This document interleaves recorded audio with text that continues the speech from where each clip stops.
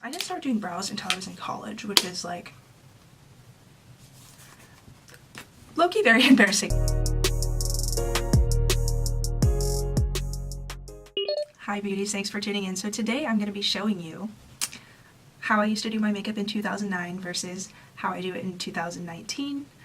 There are a lot of differences in the techniques that I do now, and I just thought it would be fun to kind of show you the difference, to show you kind of some new techniques that you might want to pick up, or maybe things that you are currently doing that you're like, oh, I didn't realize that that would create such a different effect on my face, but also mainly just to laugh and reflect back on makeup progress and what I used to find, what I used to think was beautiful in 2009. If you use any of these techniques still, I'm not hating on you. I'm not saying that this is the absolute right way to do it and this is the wrong way. I'm just showing you what I used to do with my makeup and what I used to think looked the best on my face versus now how I appreciate doing makeup on my face. So without further ado, I will get straight into it, and thank you so much for watching. Before we start though, do not try to get in here and watch my video without subscribing. Subscribe right now. I'll give you a minute. We'll wait. I'll wait. Thank you. Roll the tape. Okay friends, we're just going to go straight into it. So I'm going to be doing what I used to do in 2009 on this side of my face and what I now do in 2019 on this side of my face. I'm just going to go step by step and kind of explain like how my makeup style has changed and why particularly I'm doing it differently now.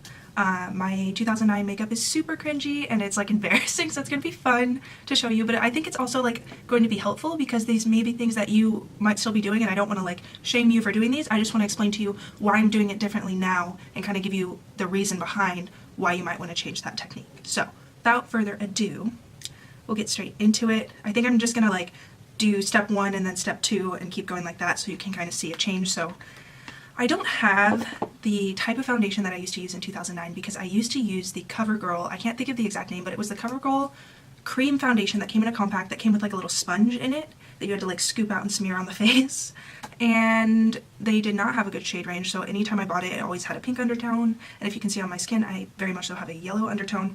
So it was always looking kind of funky on my skin, but I lived in a place where we didn't have an Ulta or Sephora or anywhere where I could go and get shade matched. I just had to buy a drugstore, and I didn't really know a lot about makeup, so that's just what I had on hand. So I have some things that are close to that. I'm actually going to use, I have a cream contour palette, which I definitely did not contour in 2009, but I might be able to use some of those colors. And then I have a MAC concealer palette. This is their Pro Conceal and Correct palette in the shade medium, and so I think that we can probably get pretty close here. So yeah, we're just gonna kind of jump in. I do have a little sponge just from my freelance kit, and this is perfect because actually this has NC35 in concealer, which is my shade in MAC. So we're just gonna go in. So first thing, notably, that I did not do in 2009 is I did not use a primer. I thought that they were just, yep, this is exactly how it used to look on my face as well. I don't know if you're seeing this. I'm gonna bring you in so you can see a little bit better. Okay. Yes. So too dark. I always had a foundation that like you could very much so see it when I started to apply it to the face. And I have normal to dry skin, so not moisturizing before this and just slapping it on the face really just didn't do me any favors. I blended it into here and I got it on my lips. I just went directly over the lips and didn't really spend a whole lot of time blending. Also note that I did not bring it down my neck, just stopped there at the edge of my jaw, and then I continued to go over my eyes.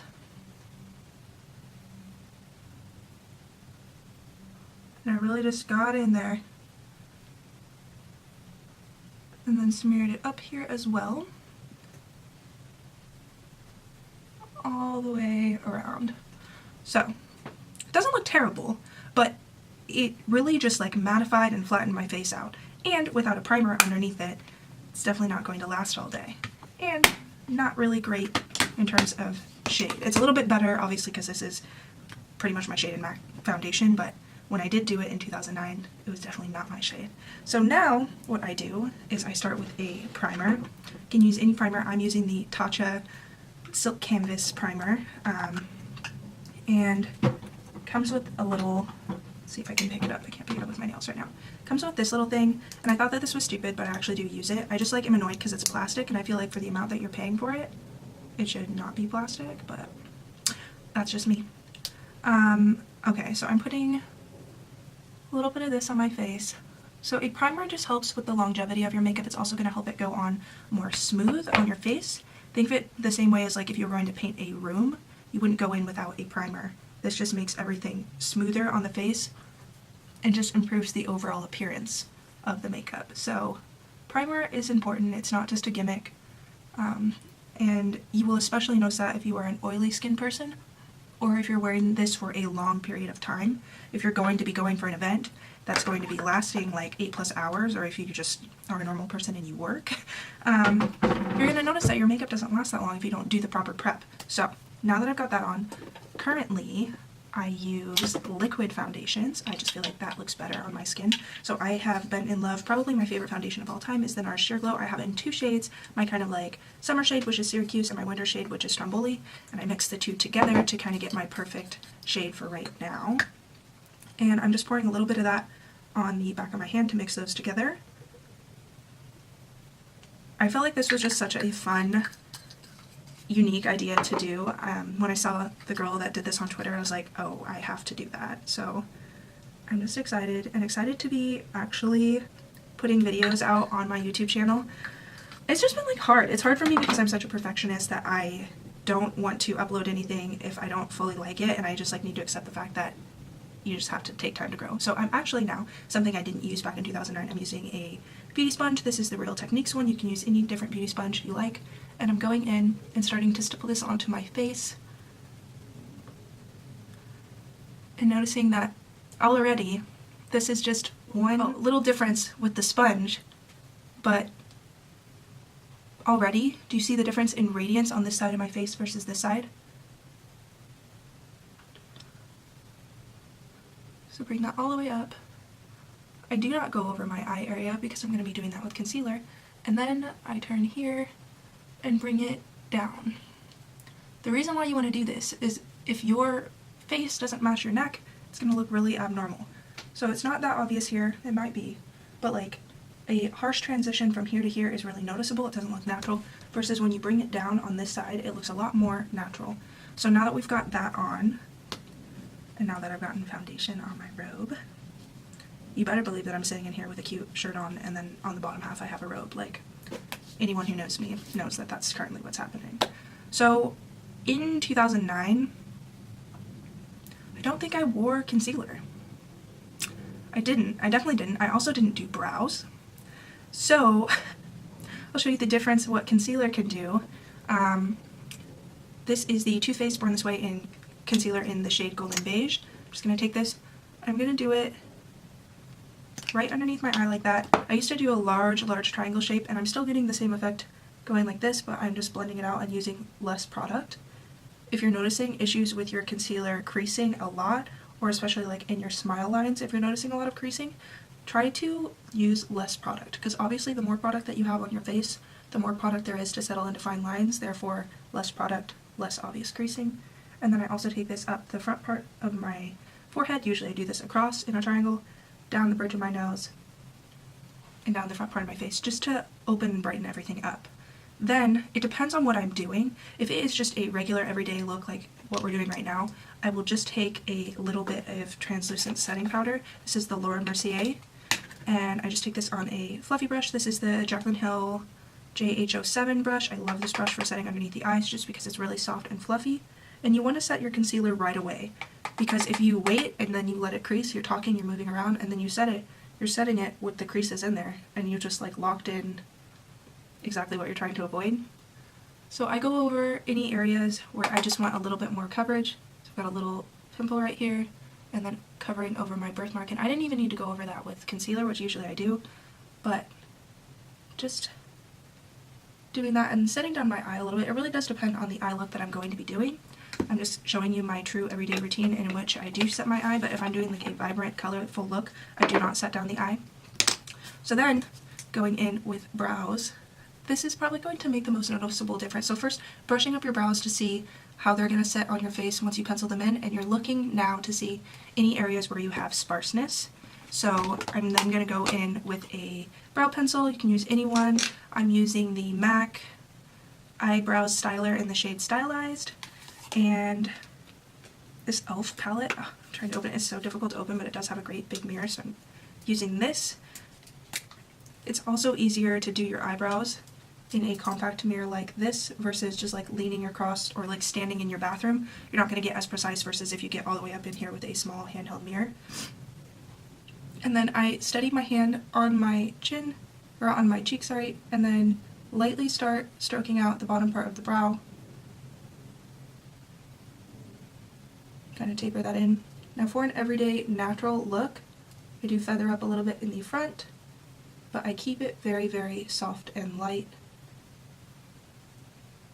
and start working on extending. I don't really have much of an arch up here, so I bring this up in the back, and then you just want to make sure that the ends connect here in a sharp point.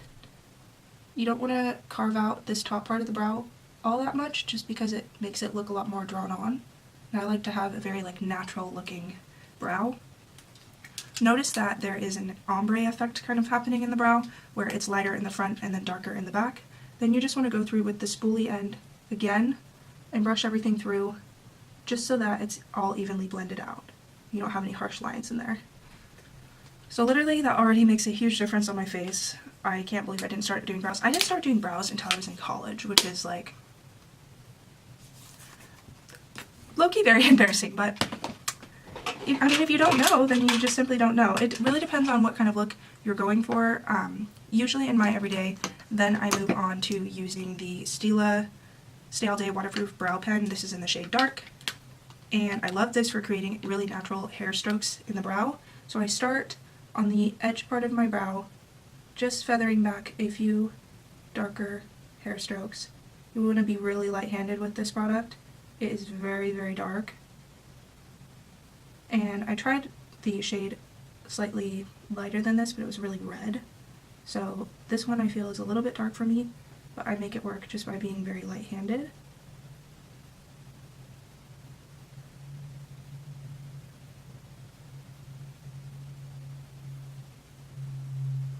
Okay, now that looks dark in the front, and you see those marks in the front, but we're going to just get rid of those with the spoolie. Literally, the spoolie is your best friend.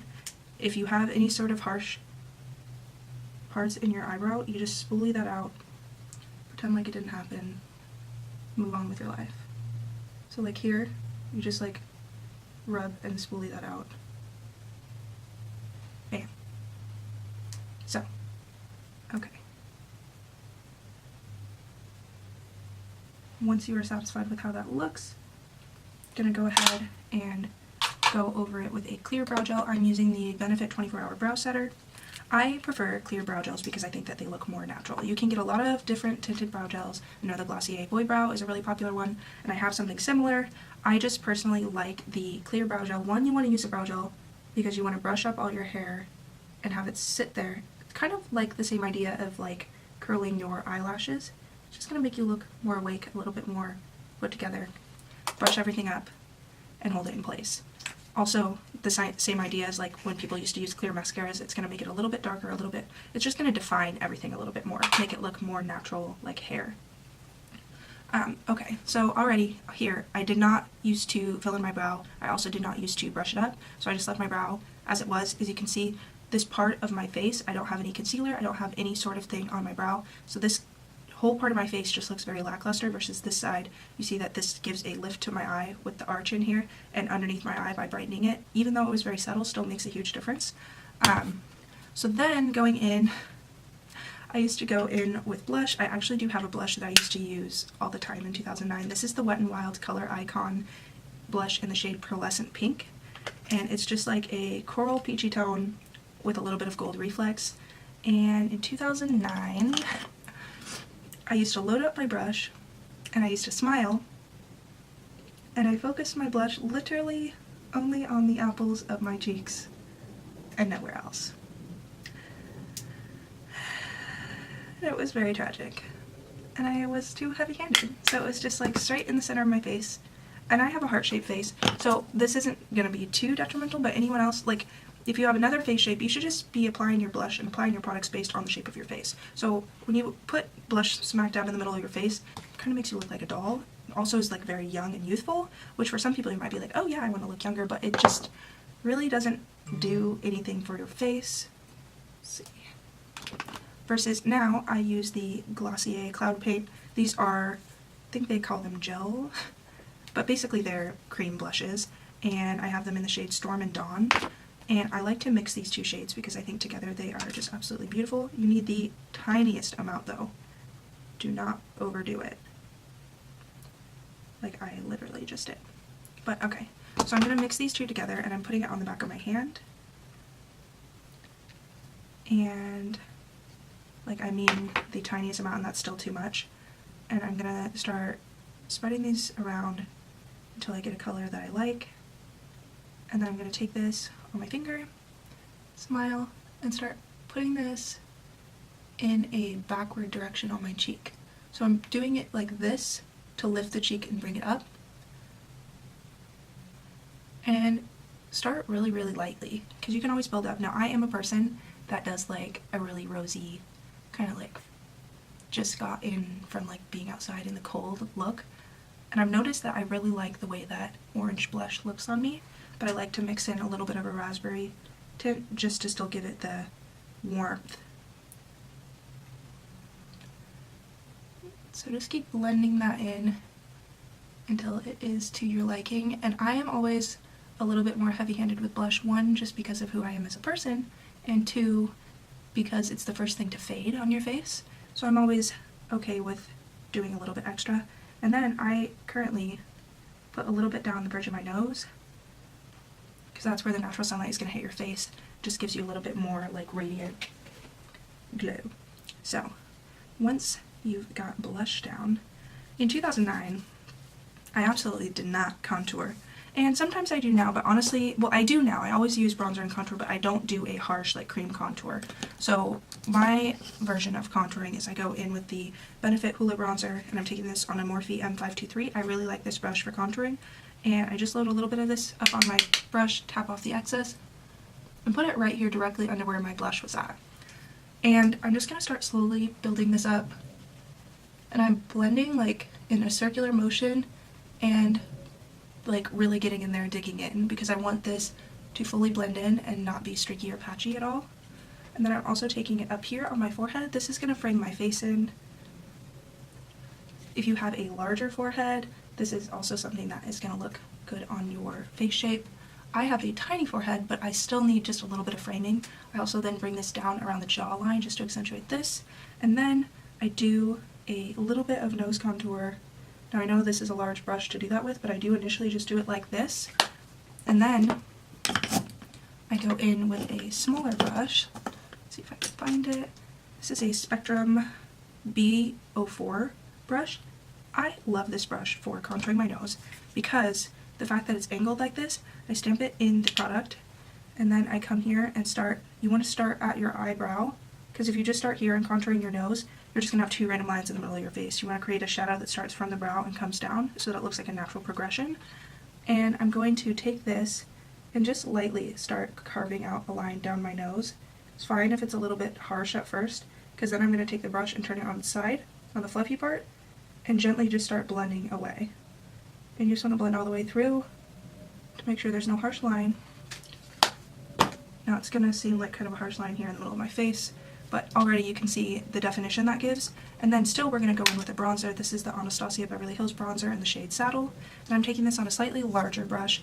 This is the Sephora Pro Airbrush number 55 brush. And I'm tapping into just a little bit of the Anastasia bronzer, also taking that in the area where I put contour and up on my forehead.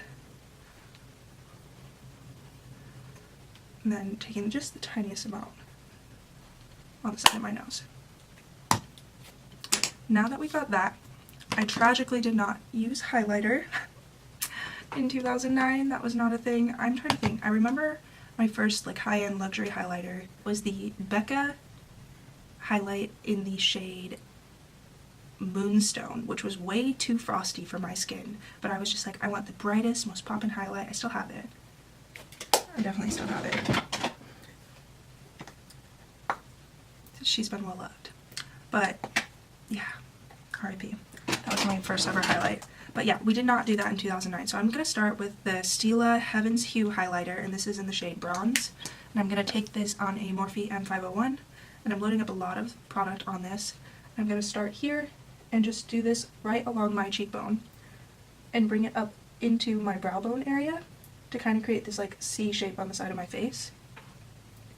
And I'm blending this in and kind of making a mess with it, to be honest. Like, I'm really not being precise with this because I'm going to go over it with an even brighter highlight. I'm also taking it down the bridge of my nose, putting a little bit on the tip of my nose. See a spot where I miss with this lovely technique. Okay, and then I'm going to go in with my favorite highlight of all time. This is Bay. This is the Artist Couture Diamond Glow Powder in the shade Illuminati. Nothing, and I mean nothing, compares to this highlighter. I'm going to load this up on the Morphe M501, turn to the side, find the absolute highest point of my cheek, and just pop this on.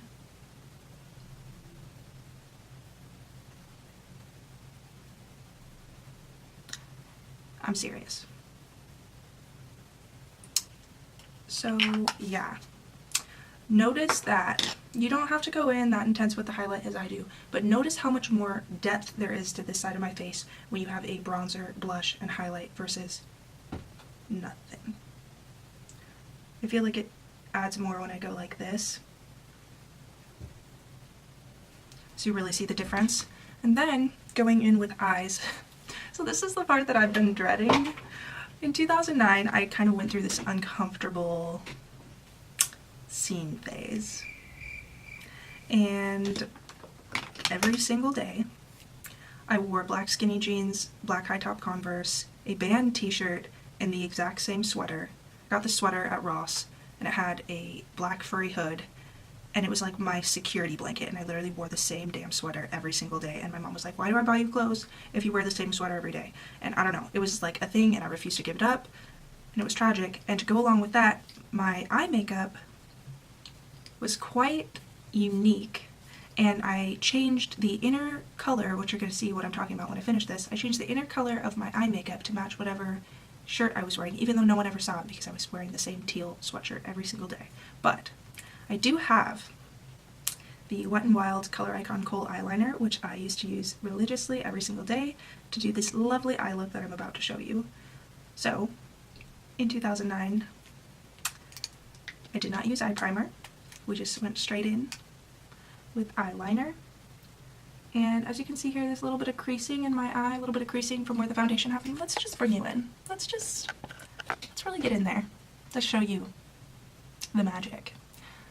I used to, I was like, I need to sharpen this, but there's honestly no point because you're gonna see why there's no point. I used to start carving in and just coloring over the entirety of my eyelid.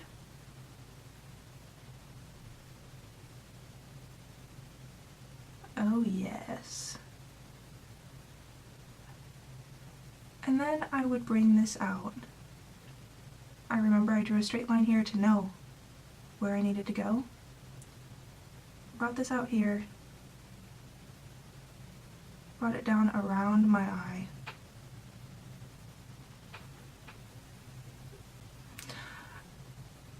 And then I would bring it into the waterline.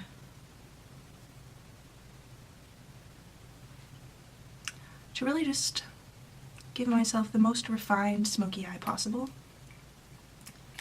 And then I would take a Q-tip and just use that to clean up any harsh lines, you know, anything that took away from the detail that we had going on. And then I didn't do anything to fix that. So as you can see, the Q-tip picked up the foundation that we had. I didn't go back in to fix that. I felt like this was good. And then it gets better. So I used to go in, now that I've got this all down, right? This was not enough for me. I used to then go in with a black eyeshadow, and it was MAC Carbon eyeshadow. That was the one, but I don't have that anymore. So I'm going to use the blackest black that I have, which is the Anastasia Beverly Hills Noir Black, which is currently the blackest eyeshadow that I have, and probably the blackest eyeshadow I've ever used. It is darker than MAC Carbon. And I would take this, just to make sure that everything was as black as my soul. But I was only focusing this on the outer end of the eye. You're about to see why. So I would just take this. There was no precision to this. Mind you, keep in mind I've already done my base, so any fallout that's happening is just gonna stick with us. And I tried to keep this kind of sharp on the edges, but not really. So I would stop here once she was nice and smoky. And then I would use, because I was using all band t-shirts and pretty much anything that you could buy at Hot Topic, I had a lot of neon colors on my shirts. The shirts themselves were never neon. They were always like black, gray, or some dark color with neon writing on them. I do have these shadows from MAC that really just kind of pull together what I was doing. And my favorite was to use a yellow. And I would take this, I'm trying to remember, I don't think I used a brush. I think I used my ring finger to do this. And I would load up as much as possible, and I would just pat this here on top of the black. And I didn't understand why it was patchy. I didn't understand why it wasn't bright as I layered it onto black eyeliner. It seems like I'm like trying to be dramatic right now, or like throw it to make it seem like extra, like oh my god, and I really wish that I wasn't. I really wish that I wasn't, but this is actually what I used to do. I'm gonna go in with a brush just to kind of get it there in the inner corner, because I think I did used to do that at least. So yeah, it was never fully opaque.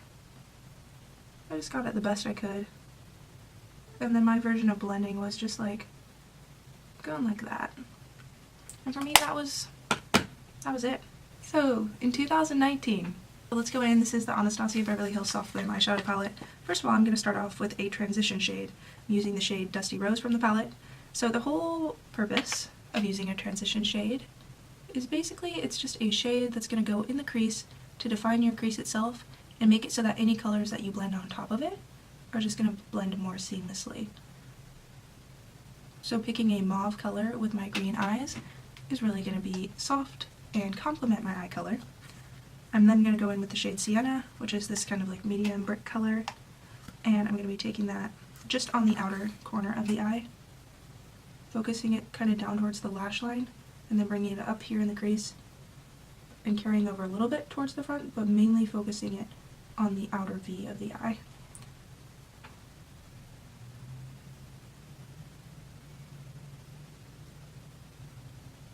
Once I've got that set down, I'm going to go in with the shade Glistening, this gold shade, and I'm just going to take this on the shorter end of the brush and start packing this here on the inner portion.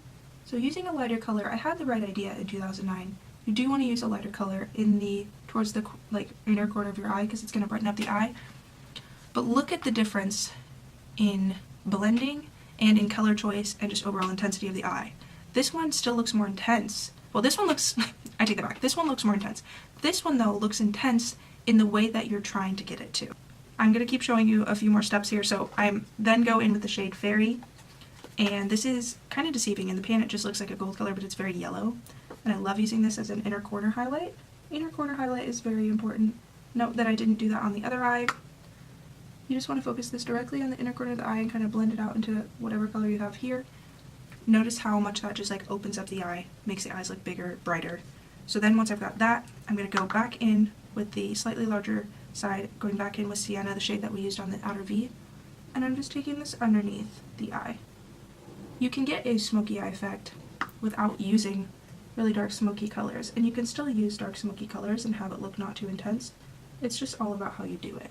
So now I've got that. Adding the smoky look under here, you still get a bigger set eye without it looking terrifying. I'm gonna go in with mascara. 2009, I did use mascara. I didn't really have, I'm trying to think if I had like a go-to mascara. I didn't use lashes. I don't think I had a go-to mascara, but I did put about 3 coats on. So I'd get this first coat on there. Honestly, putting lower lash mascara on in 2009 was so easy because I had so much going on already under there that it didn't even matter if I smudged or got too close. I couldn't even see it. Also notice that there's no like blending up to the brow. I really just kind of come in so that you can see, like, there we go.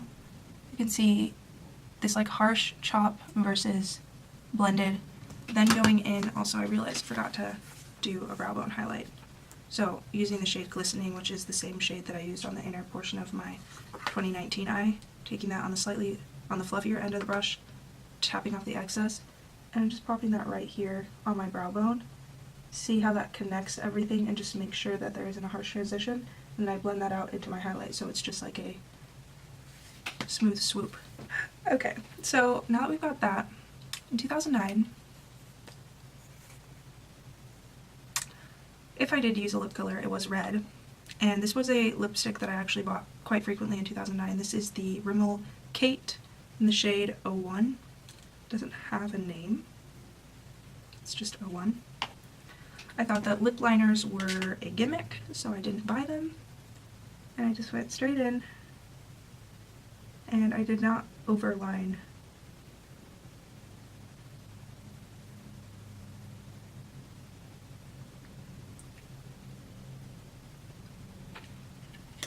So that's something that I would have done in 2009.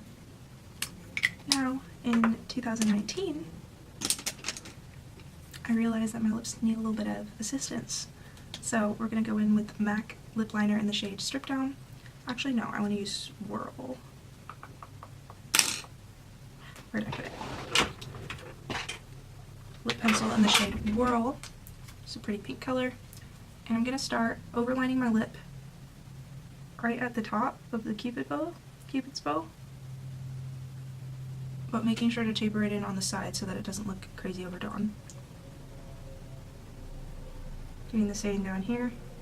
You can get away with overlining on the center of the lip, but the sides of it you want it to be in line with your actual lip.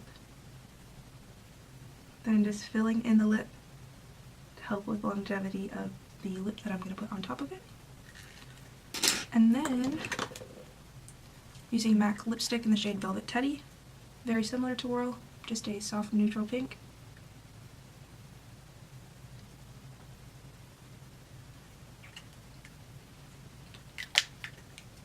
And layering a gloss over that. This is again MAC lip gloss in the shade Cultured.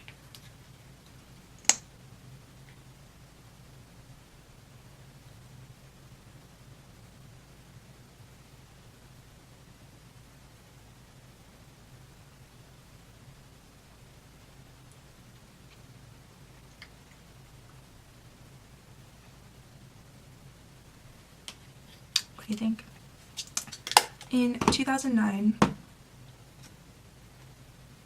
I did not use setting spray. Actually, oh my god, I almost forgot.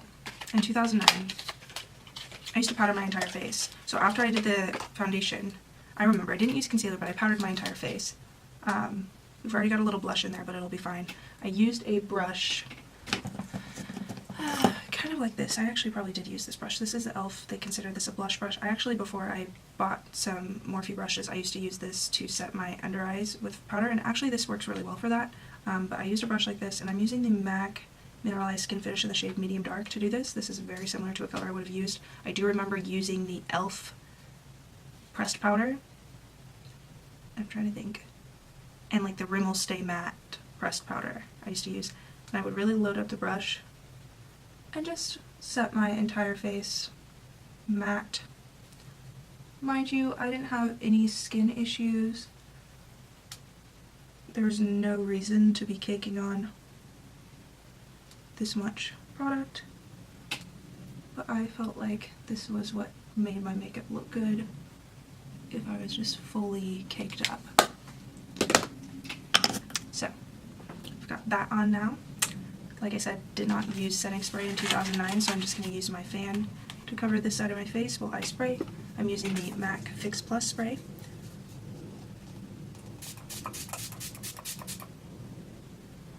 I'm just going to fan it out. Okay, so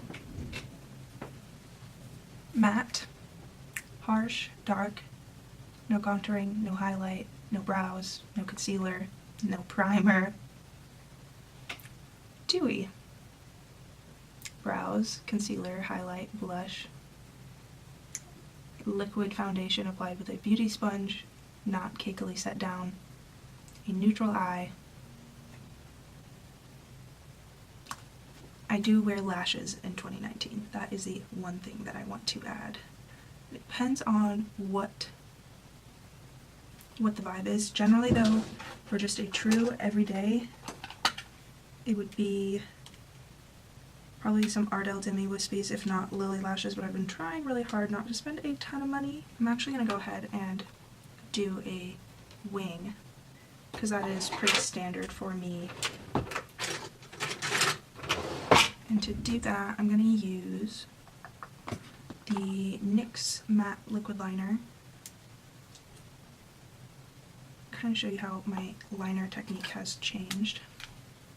So I'm starting very thin on the inner portion of my eye.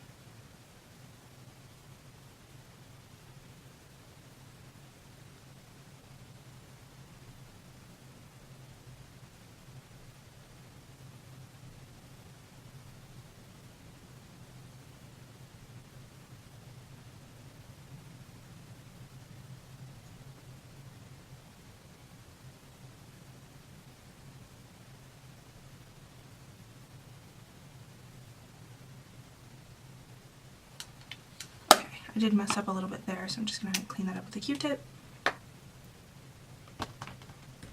In a different way though than I did in 2009.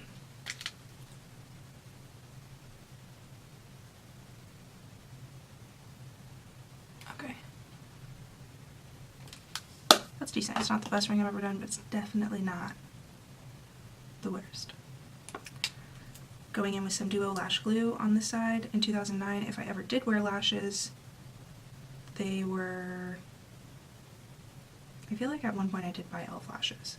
I really just was not sure. I wasn't with it, you guys. I didn't know what was happening, but I used whatever glue like came in the pack. I did not buy like lash glue on its own until college.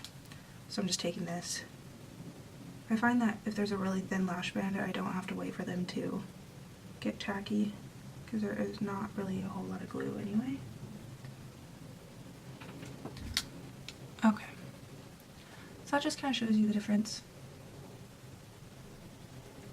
with lashes. Lashes make a large difference on the face.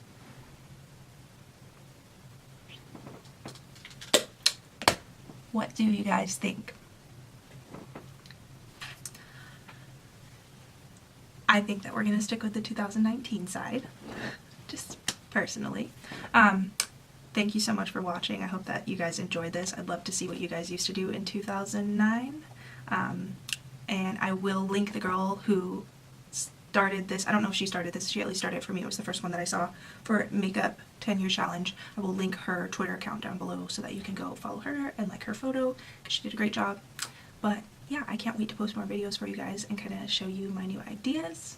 And thank you so much for watching this video. It was painful to do the left side, but I hope you enjoyed it, and I will see you soon. Honestly, why didn't anyone find me attractive? I'm scared. And I'm gonna sneeze. Bless me.